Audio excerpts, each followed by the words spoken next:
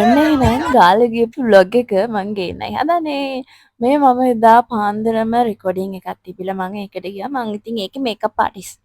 එසේ ඒක කරලා ඉවර වෙලා මම මේකප් එකක් දාගෙන මම ආවා ගාල්ලට. මං ආවේ බස් එකේ හයිවේ බස් එකේ. මේ හැබැයි මට රෙකෝඩ් කරගන්න විදියක් තිබුණේ නෑ. මං එද්දි මට ටිකක් මහන්සි.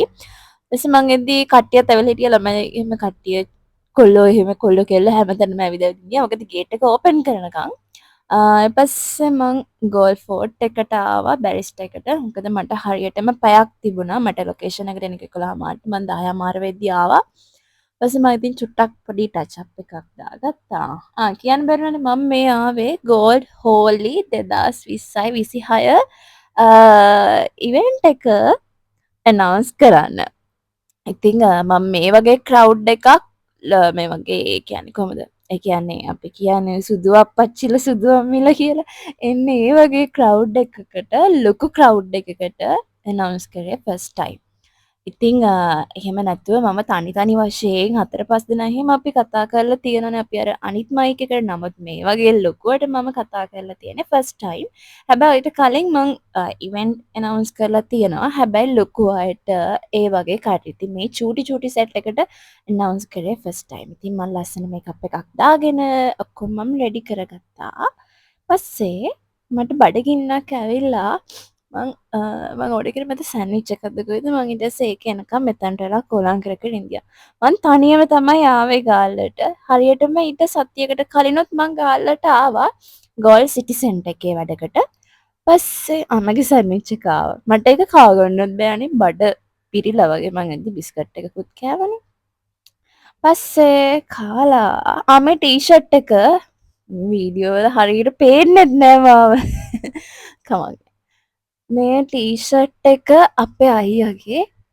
මම ඇඳුම් අරගෙන ඇන්දත් මට සෙට් උන්නේ මට හරි ගියේ ඒක තමයි. ලොකු ටී-ෂර්ට් එකක්. මම මේ සින්දුවක කියනවා මින් මම ඔයාලට අහන්න දෙන්නම් ඒක.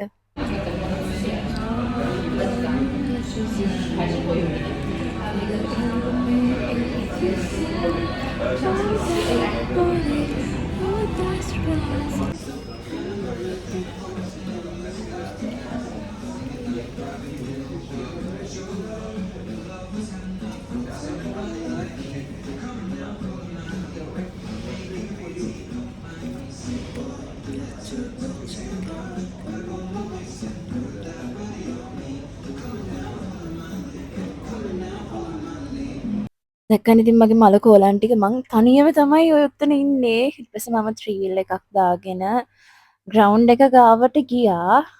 අනේ ඒක ස්ලෝ වෙලා අනේ වීඩියෝ එක. මම එඩිට් කර ඉන්නේ නෑ අනේ ඔහොම දානවා. මට වැඩ තියෙනවා. ඊට පස්සේ මම පෙප්සි හට් එක ගාවලා ඉන්නේ. මොකද අපිට දුන්න හට් එක ෆෑන් එකකුත් එක්ක දුන්නේ. රස්නේ මේ බලන්නකො මහා ඔව්වේ කපල් ලව් කරනවා. පිස්සුද මන් දන්නේ නෑ මුන්ට. ඊට පස්සේ මං හිතන්නේ මං වාඩි වෙලා ඉන්නවා. මොකද මේ වෙද්දි ක්‍රවුඩ් එක චුට්ටක් ඇතුළට දාන්න ගත්තා. කොටස් තමයි ඇතුළට දාන්න ගත්තේ. ඊට පස්සේ මං ස්ටාර්ට් කරා මගේ වැඩේ. ඊට පස්සේ අපිත් එක්ක ඉන්දියා ඩීජේ නාලින්, ඩීජේ උදාන්, ඩීජේ යකි ඒ වගේ කට්ටිය ඉන්දියා. ඉතින් ගොඩක් කොල්ලෝ තමයි ඉන්දියේ. චුටි සුදු අප්පච්චිලා ඉන්දියේ. ඉතින් මේක ඕගනයිස් කරෙත් හරිම පොඩි සෙට් එකක්. පොඩි කියන්නේ එක්කෙනෙක් මට වඩා අවුරුද්දක් වැඩිමල් ඉනුක. මං අනිත් එක්කෙනාගේ නම නම් දන්නේ නැහැ. අයියේ සමාව වෙන්න.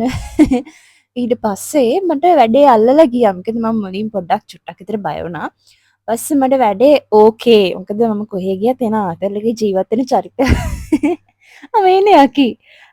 මං ඉතින් මෙතනටලා තමයි ඉන්නේ. හරිම ආදරෙන් මතක් කරනවා සවුන්ඩ් සනම් මනම් සෙට් කරපු කට්ටිය. හරිම ආදරෙන් ඉන්දියා. ඊට පස්සේ මගෙත් එක්ක ගොඩක් අය ආව ෆොටෝස් ගන්න. මා වීඩියෝස් වලින් දැකලා තියෙනවා, ඩ්‍රාමාස් වලින් දැකලා තියෙනවා කියලා. ඊට පස්සේ මට හදිස්සියේ වොෂ්රූම් යන්න ඕන වෙලා ඉක්මනට මම වොෂ්රූම් එකට ගියා. මොකද ඒ වෙද්දි 4:46 විතර. ඊට පස්සේ වෙන්නේ ස්වෙටා. එයාගේ ඩාන්ස් ඇක්ට් එකකුත් තිබුණා. ඊට පස්සේ ඒ වෙද්දි ක්‍රවුඩ් එක මං හිතන්නේ 1000ක් 2000ක් වගේ ඇවිල්ලා හිටියා. මාත් ඉතින් ඔය අතරින් පතර පොඩ නරනට ඉන්දියා. මේ චූටි කෙල්ලෙක් ඇවිල්ලා මගේ අතේ හෝලි ගෑවා. මගේ මූණේ ගාන හැද මං මගේ අතේ ගාන.